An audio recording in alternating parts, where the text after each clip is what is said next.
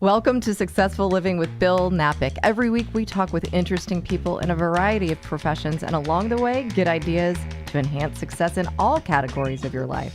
Successful Living with Bill Knapik starts right now. And here's your host, Bill Knapik. Welcome to the show, Successful Living with Bill Knapik. That's me, and today with Hector McCloughlin. He is with the McCloughlin Group and many things he's involved with. We're going to hear about it right now. Hector, welcome to the show. Thank you, Bill. I appreciate you having me on. Well, you are doing so many things, and most of those things, you are helping people in a tremendous way. Let's first tell people, the McCloughlin Group, what you're doing there. Sounds like it's your own company.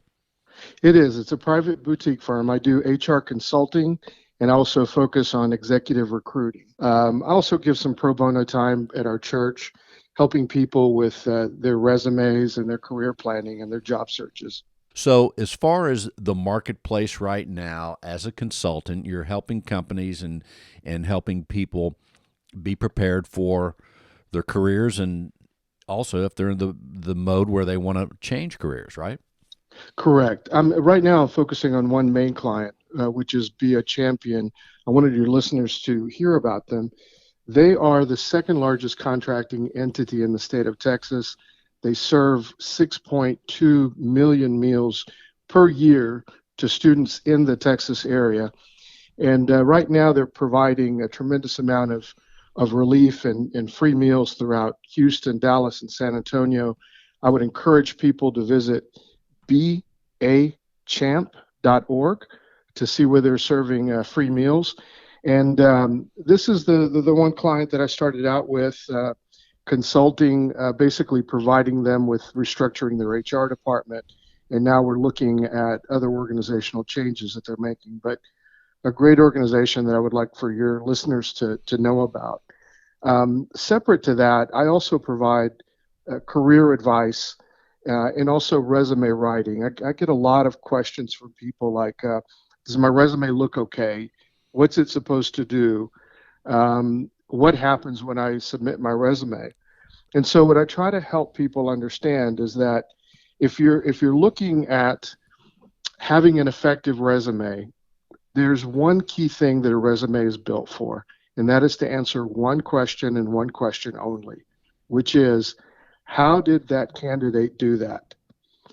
If the resume can get the reader to answer that one question, then the likelihood of receiving a phone call, going through an interview goes up exponentially.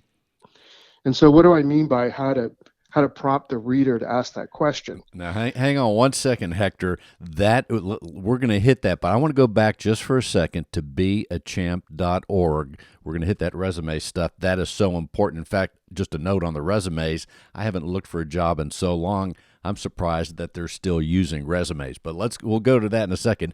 But Sure. On beachamp.org, you mentioned the part about the meals. Who do the meals go to? And let's just review that part again so people get a clear understanding of beachamp.org and how they can help. Great. So they're a 19-year-old company that has grown from serving 3,000 meals a day to 47,000 meals a day within our school districts. After school programs, they provide tutoring, after school care. Be a Champ is sponsored by the Texas Department of Agriculture, and they're the second largest contracting entity. They're actually bigger than the food bank, and they serve more people. We're now partnering with Catholic Family Charities and St. Vincent de Paul, among others, to be able to feed students 18 years of age and younger. And so we have approximately 200 some odd sites right now. The organization actually went through a complete shutdown due to COVID-19, and then had to gear back up under waivers. And they're now scheduled to serve, this week, over 200,000 meals. So it's a very agile organization that provides bulk drop delivery of 7 days of breakfast, lunch, supper, and snacks, including, fresh milk, really to families that qualify in certain disaster relief areas. And at this point, the waivers have been raised, so there's quite a bit of flexibility in meeting the needs that have arisen from this shutdown. And I'm on the website right now, beachamp.org. Looks like there are 4 locations, and it really looks like a tremendous organization helping children in an awesome way. It truly is. In speaking with other charities and working with them, they're complaining about running out of food, and we're working with vendors that allow us to serve at sites of over 1,000 children per day. So we'll serve as little as 50 to 100 per day, and we'll provide 7-day drop. And then Via Champ will provide sites as large as 1,000, 1,200. Fort Bend ISD, Katy ISD is also part of it. And as we talk about the economy, most people don't realize that within the fast food industry, 25% of that population has children. So when you go through a situation like COVID, you realize that the impact is much, much broader. And this is where Be a Champion really fulfills the needs of the community. And with all the news with the virus event that has been upon us all this time, we're thinking about so many things and sometimes helping organizations that we can help get lost in the shuffle. So it's so good to be talking about this again. The website is beachamp.org. 4 locations: Houston, Dallas, San Antonio, looks like Brownsville. Beachamp.org. That's great that you're helping them and also that you're telling everyone about it here today. What else should we know about that organization? Then let's talk about the resumes. I think that's a pretty good lowdown on the organization. I would encourage everyone to visit their website to see where exactly they're serving meals, or give them a call, and they'll be glad to help. So, going back to resumes now, Hector, let's say, as I said, it's been a while since I've had to look for a job, fortunately, and when I did last time, I was very blessed that a friend knew someone that needed my services. That was 7, 8 years ago. Here we are today, but we never know what's going to happen, and a lot of people are looking for work. They've been let go, and also there's been some people that may have a job and they've been surviving this COVID-19 event. However, they've been reflecting during this time as most of us have been home more. They're thinking, you know what, I have my job, but it's really not where I want to be. So the resume, people still use resumes. Give us the basics of that. They do, and I think what you said is key. You were able to find this job as a result of your network. And so the resume is really a document in lieu of having a network where you need to apply to an organization where you don't know anyone. And so it has to be structured in such a way that it makes that reader ask the question, how did that candidate do that? Meaning, did you increase revenues? Did you decrease expenses? Did you improve on efficiencies? Did you add more customers? Were you able to strategically help that business? And so a resume, really, most resumes are read within, at least for me, within about 8 seconds. You look for, are you within my geographic area? Are you going to be able to make it to my location, especially in a Houston area or Dallas? Is your career on the upswing? Is it flattening out? Is it, going into retirement? And then the next thing that people look at is, what did you do? And that's where the numbers in your resume basically stop the eye and they increase the time that a resume gets looked at from 8 seconds to 30 seconds. Once that person asks themselves a question about how did you do that, that's where your odds of getting a call improve. But along with sending a resume, people need to do something else, which is build a network. If you send resumes blindly without knowing anyone there, you're at the mercy of an HR department that maybe is dealing with one recruiter with 20 to 40 different job openings. And if they find the right candidate up off the top, you may not make it. So people have to have a resume that makes people stop and ask that question. And then they also need to build a network where there is none. We can all depend on our network, but there are ways to build network.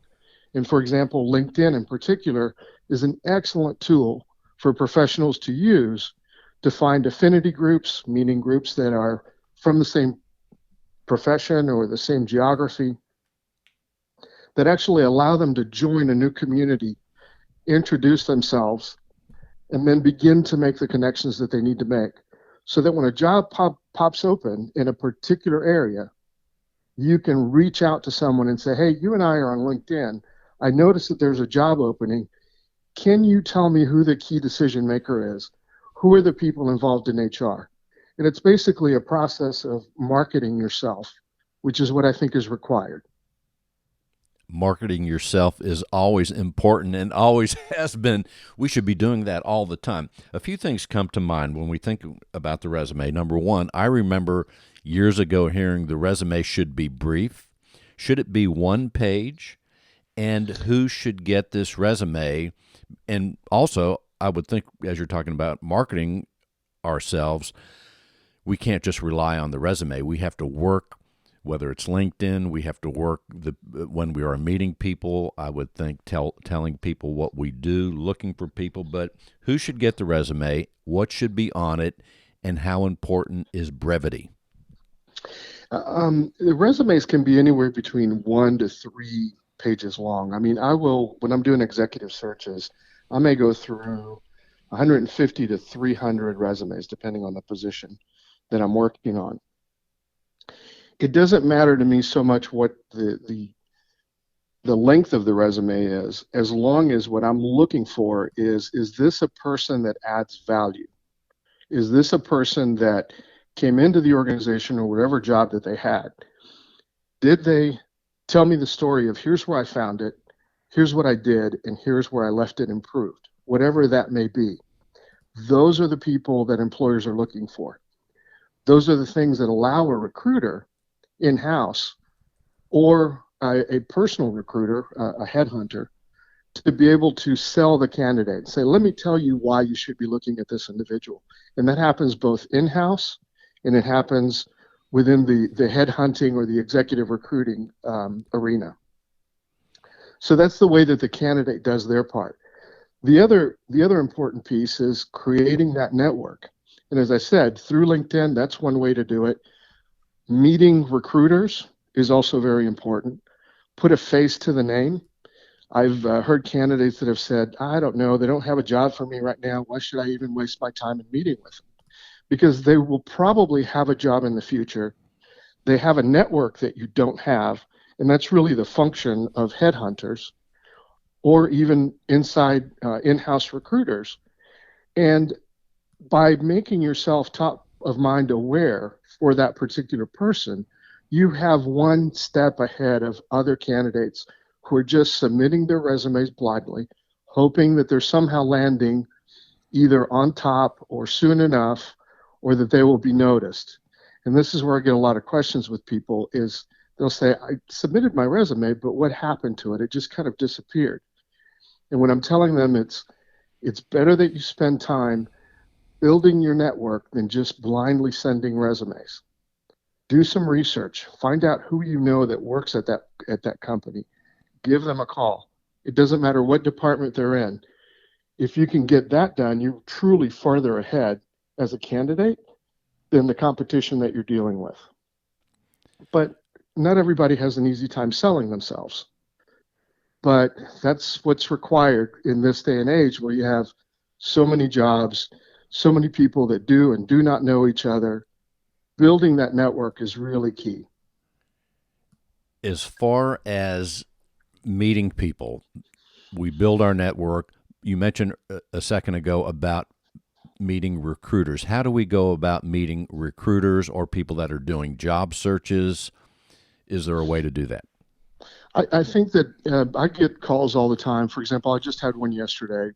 Someone's daughter is an attorney, relatively new to the industry. She's only been practicing for 6 months, has a boss that is truly impossible to work with.